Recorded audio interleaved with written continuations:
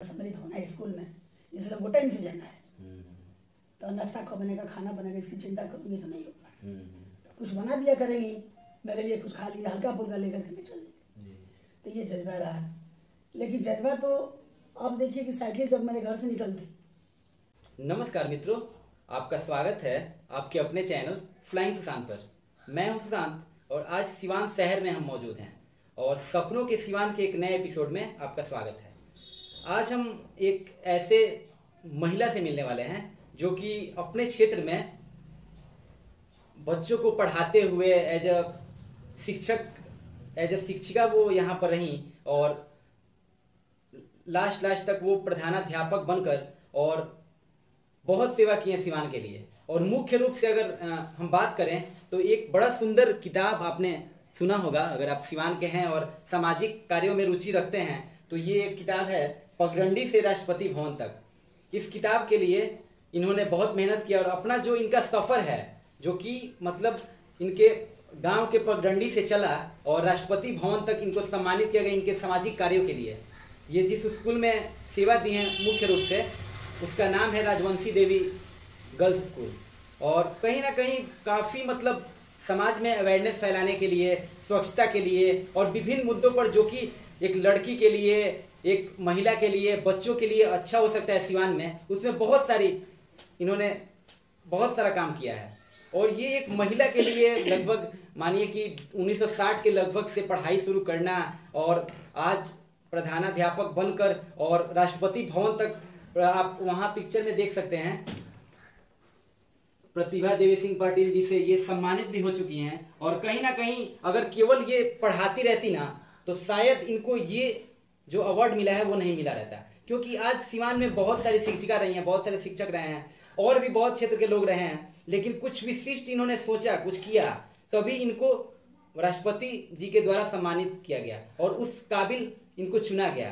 तो सबसे पहले हम स्वागत करेंगे मैम सुशीला पांडे जी का। जी धन्यवाद सुशांत जी। आप मैम ये जो आपका मतलब बचपन से ही आप खासकर पढ़ने के मामले में हम लोग काफ़ी पढ़ाई किए हैं और काफ़ी आप मेधावी छात्रा रही हैं, तभी आज इस मुकाम पर आप पहुंची हैं। तो ये जो आपका पगडंडी से राष्ट्रपति भवन तक का सफर, इसको थोड़ा सा आप संक्षिप्त में बताइए कि कैसा आपका, कितना चैलेंजिंग आपका सफर रहा यहाँ तक पहुँचने का।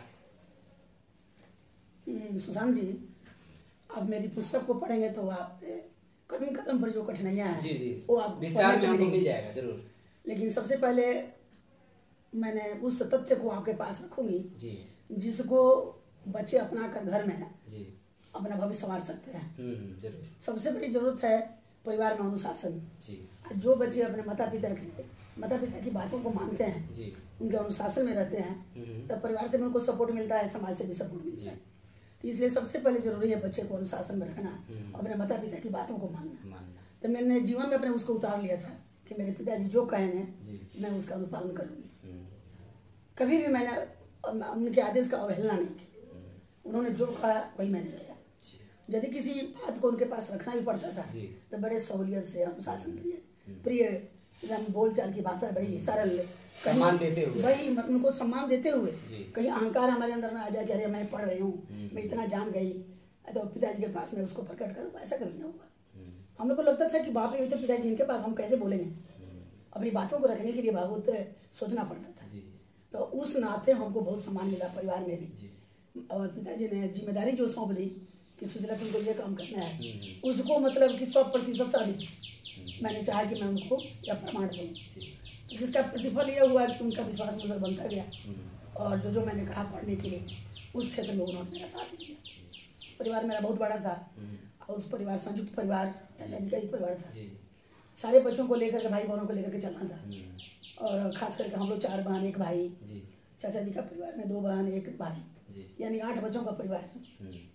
तो इस बड़े परिवार को लेकर के सबको पढ़ाना लिखाना ब्राह्मण फैमिली में एक चुनौती है समाज में। सही बात है। और खासकर उस वक्त का मतलब, हाँ, उस वक्त जबकि हमारे पास में कोई हाई स्कूल नहीं था भी, तो एक मोरा हाई स्कूल था जिसकी कोई प्रसिद्धि नहीं थी, कोई शिक्षक अच्छे नहीं थे, तो वहाँ जाने की मेरी इच्छा नहीं हुई। तो मैंने मन बना लिया कि मैं पढ़ूंगी तो बसंतपुर हायर सेकेंडरी स्कूल में पढ़ूंगा। अच्छा। तो उसकी दूरी हमारे यहाँ से 6 किलोमीटर पड़ती है जी। तो पिताजी घबरा गए कि 6 किलोमीटर की दूरी कैसे तय करूँगी। तो हम कहेंगे नहीं पिताजी मैं तो साइकिल से जा सकती हूँ। अच्छा 6 किलोमीटर की दूरी साइकिल से 12 किलोमीटर होगा आना जाना, कब निकलोगी, कब आओगी, कब जाओगी, कैसे पढ़ोगी। हमने कहा कि नहीं पिताजी ये मैं करूँगी। तो मेरी इस जिज्ञासा को जानकर उन्होंने कहा कि ठीक है जो तुम कहो। उस समय हमारे टाइम में 7th बोर्ड हुआ करता था जी। तो 7th बोर्ड का जो हल्ला हुआ तो लगता था कोई IAS की परीक्षा दे रहा है। हाँ, उस वक्त के लिए वही सबसे बड़ा परीक्षा था। 65 में प्रथम मिडिल बोर्ड हुआ जी, जिसके हम लोग उस बैच में रहे। रात दिन हम लोग मेहनत करते रहे कि भाई इसको कैसे मतलब इसको उत्तीर्णता इसमें हासिल हम लोग करें। टीचर भी हम लोग के साथ लगे रहते ईमानदारी के साथ। तो ईमानदारी पूर्वक हम लोगों ने मेहनत की तो फर्स्ट डिवीजन से रिजल्ट हुआ मेरा जी। तो रिजल्ट जब अच्छा होता है तो गार्जियन बड़ा गदगद हो जाता है। तो उनका हौसला बढ़ता गया कि अच्छा ठीक है बेटी चलो पढ़ो, जितना दूर कहती हो जाने के लिए जाओ, लेकिन अब तुमको समझना है कि एक तरफ मेहनत है एक तरफ पढ़ाई है, कैसे क्या। तो मैंने कहा कि मैं पिताजी आपको निराश मैं नहीं करूँगी, जो मैं कहती हूँ मैं करके दिखाऊंगी। अब ये चैलेंज बन गया। तो चैलेंज बन गया तो अपनी कठिनाई को छुपाना भी है कि कहीं ज़्यादा मैं कठिनाई अपने को व्यक्त करूंगी तो पिताजी कहीं कहेंगे कि छोड़, अपने चेहरे पर मायूसी भी नहीं लाना है, तो उससे घर के लोगों को पता ना चले। तब वो कहेंगे कि बेटा छोड़ दो पढ़ाई। तो हमने कहा कि नहीं इस कठिनाई को स्वयं झेलना है, अपने लेवल पे उसको सॉर्ट आउट कर लेना है। इसलिए मैंने इस बात को मैंने परिवार मेरी माँ से मैं कहती थी कि नहीं माँ मेरे पास जो भी कष्ट है उसके लिए आप लोगों को चिंता नहीं करनी। मुझे ये भी चिंता नहीं है कि अपना ससुर में बनाएंगी कि नहीं बनाएंगी, साइकिल से मैं निकल जाऊंगी कुछ खा लूंगी। यह रहा हमारा जज्बा, ये जुनून रहा। माँ मेरी रोती थी मेरे इस हौसला को देखकर कि तुमको इतनी ताकत कहाँ से आ गई, कैसे बोलती हो तुम। कि नहीं माँ मुझे 10 बजे वहाँ परिवार में सम्मिलित होना है स्कूल में, इसलिए वो टाइम से जाना है। तो नाश्ता कब बनेगा, खाना बनेगा, इसकी चिंता करूँगी तो नहीं होगा। तो कुछ बना दिया करेंगी, मेरे लिए कुछ खा लिया हल्का फुल्का लेकर के मैं चल दी। तो ये जज्बा रहा। लेकिन जज्बा तो अब देखिए कि साइकिल जब मेरे घर से निकलती तो दोनों तरफ अगल बगल बच्चे बच्चों का हुजूम देखने के लिए, अरे बाप रे लड़की निकल रही है, अरे कौन है पंडित। जब तो ब्राह्मण परिवार में एकदम ये नाक कट गया, अरे साइकिल चलाना नाक कट गया। हमने कहा कि कोई अच्छा काम करता है, जिस काम को लड़के करते हैं वही काम को लड़की कर ले तो क्या दिक्कत है। सही बात। यदि वो करना चाहती है तो सही तरीके से कर रहे हैं। तो उसका जवाब मैं 1-2 आदमी को मैं देती रही कि भाई आप ऐसा क्यों करते हैं, हौसला बढ़ाइए। कहते हैं ब्राह्मण परिवार में लड़की जो है ना कट जाएगी, यदि कोई लड़की साइकिल चलाएगी तो। अच्छा नहीं आज तो किसी ने किया नहीं गाँव में तो तू अकेले कैसे करेगी। तब तो अकेले कोई गलत काम तो नहीं कर रहे हैं ना, सही काम कर रहे हैं।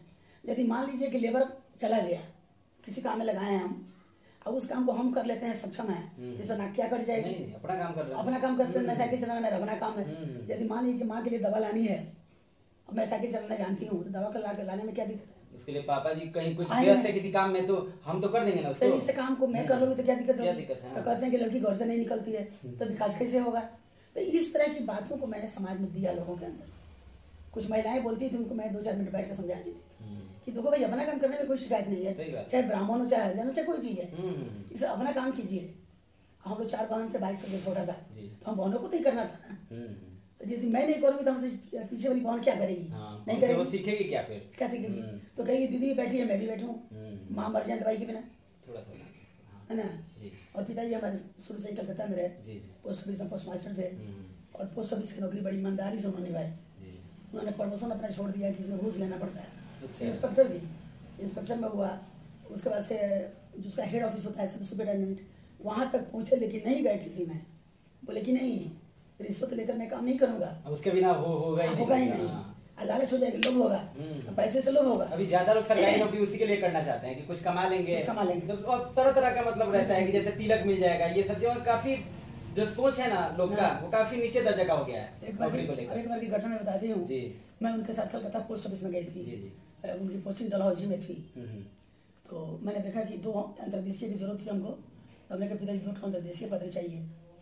तो उन्होंने 2 अंतर्देशीय पत्र निकाला और उसका पैसा जोड़ करके उसको डाल दिया थी। तो हमने उनसे क्वेश्चन किया कि पिताजी ऐसा ना है कि आप स्टाफ हैं तो आपको भी डालना पड़ता है पैसा। तो उन्होंने कहा कि ये सरकारी खजाना है, अंतर्देशीय मेरा नहीं है, रोज पहली कार लोग आ जाएंगे। तो पोस्ट मास्टर से ही उन्होंने रिटायरमेंट लिया। तो मैम ये थोड़ा सा किताब के बारे में बताइए कि ये राष्ट्रपति भवन तक आप किस विशेष काम के लिए पहुंची, ये हमारे किसके लिए चयनित हुई। राष्ट्रपति पुरस्कार का इसका 2 इवेंट था, एजुकेशन और सोशल वर्क। जी। खाली सोशल वर्क से भी किसी को मिलता है राष्ट्रीय अवार्ड स्काउट गाइड के थ्रू, तो उसमें ज़्यादा वर्क करना पड़ता है, बहुत ज़्यादा वर्क करना, एकदम टॉप मस्ट करिए तब। लेकिन एजुकेशन में रहते हुए यदि आप कुछ करते हैं तो आपके लिए चयनित होना कुछ आसान हो जाता है। तो जैसे मैंने डिग्री भी इसमें है, मैंने PhD भी किया साइकोलॉजी में, उसका भी इसमें प्लस हुआ, और एजुकेशन हमारा 39 ईयर्स हुआ, 39 साल मैंने सेवा की, वो प्लस हो गया। उसके बाद से हमारे पीरियड में 2 बच्चियां और प्रेसिडेंट अवार्ड मिली स्काउट गाइड में, मेरे ही सहयोग से। और उस समय मैं डिस्ट्रिक्ट कमिश्नर थी स्काउट की। तो कमिश्नर के नाते सारे बच्चों को मैंने ऑर्गेनाइज किया और उन लोग को सोशल वर्क में लगाया, और घरेलू हिंसा में, घरेलू हिंसा क्यों होती है उस पर मैंने काम किया। लड़कियों को मैंने कहा कि पता लगाओ कौन कौन से बहुएं हैं जिनको यातनाएं मिलती हैं, कभी दहेज के लिए, कभी घरेलू काम के लिए, कभी कई प्रकार की बातें परिवार में होती हैं जिसमें उनको घरेलू हिंसा, तो इससे मुक्ति कैसे मिलेगी। तो बहुत सारे, एक आध बार गया था कलेक्टर की ओर से टीम हमारे यहाँ घरेलू हिंसा पर सर्च करने के लिए, तो वहाँ मैंने लड़कियों को बहुत प्रोत्साहित किया कि तुम इसमें काम करो, और बहुत सारी महिलाओं के नाम उसमें आया। तो यह देख करके बहुत प्रभावित हुए सभी लोग, और एक सूची बन गई कि घरेलू हिंसा को दूर करने के लिए राजमंत्री देवी स्कूल में महिलाएं बच्चियां कार्यरत हैं, और 2 लड़की चुनी गई राष्ट्रपति पुरस्कार। तो ये सब कार्यक्रम जो हुआ, इसके कई कैंप लगे, मधुबनी में लगा, मोतिहारी में लगा, दिल्ली के कुछ और शहर, वहाँ हरिद्वार में लगा, वो सारे कैंपों में मैं कई बच्चियों को लेकर, ऐसा बच्चियों को लेकर के उनको सोशल एक्टिविटी कराती रही। कम खर्च में कैसे तुम कर लोगी वो सीखो, कैसे मैनेजमेंट उसी वक्त कम खर्च में कैसे जी लोगी, समाज को कैसे जवाब दोगी, जहाँ पर अधिक व्यय होता है और यह एक दिखावे के लिए प्रदर्शन होता है, प्रदर्शन कैसे कम किया जाए, इस पर तुम लोग अपना तर्क दो, अपना काम दिखाओ कि बिना प्रदर्शन किए हम काम करेंगे। इस तरह से तमाम काम हुए, और उस समय बहुत हमको उपलब्धि मिली राजवंशी में। तब उसी वक्त चयनित नाम हो गया कि चलो। एक मैम प्रश्न रहेगा हमारा कि अब चूंकि वो जमाना चला गया जब लोग बोलते थे लड़कियों को, महिलाओं को कि बाहर निकलना कठिन है, अब बहुत ज्यादा आजादी उनको मिल गई है, तो आजादी को ध्यान में रखते हुए और कुछ गलत काम भी ना हो, ये भी ध्यान रखना चाहिए बच्चियों को कि थोड़ा सा हम मजबूत रहे, कहीं कोई लड़का या फिर कुछ अगर असामाजिक तत्व आप पर कुछ अगर बोलता है तो उसके लिए भी आप तैयार रहिए। आजादी मतलब ये नहीं कि आप जो बुझाए सो करें। और एक बस अंतिम प्रश्न हम पूछेंगे मैम कि सिवान के लोगों के लिए, सिवान के अभी महिलाओं के लिए, बच्चियों के लिए आपका मैसेज क्या होगा?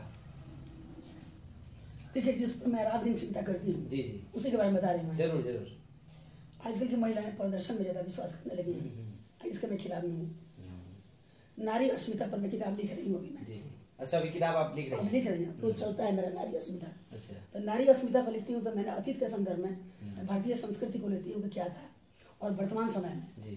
तो ये बात मैं मानती हूँ कि समय समय पर भाषाएं बदलती है, वेश बदलता है, लेकिन आदमी को अर्थ के पीछे। एक बार थोड़ा सा दर्शक को बताइए कि मतलब क्या अभी के लोग के, लड़की और महिलाओं को क्या सोचना चाहिए? अभी तक महिलाओं के लिए सबसे बड़ी चीज है कि महिलाएं जो आजकल फैशन परस्त हो गई है और जिस पर पश्चिमी सभ्यता हावी है, जो सिनेमा का नकल करके अपने आप को ज्यादा महत्वपूर्ण सीरियल वैसा न करे तो बहुत बेहतर होगा। उनको अपने भारतीय संस्कृति के अंदर रह करके उनको कुछ भी करना चाहिए, उनको अपने को बाजारू नहीं बनाना चाहिए। इस पर हमको बहुत कष्ट होता है जब महिलाएं पैसे के लिए अपने अपने को बाजारू बना दिया उन्होंने कि मैं अपने वेशभूषा को मैं दिखा करके पैसे लूंगी।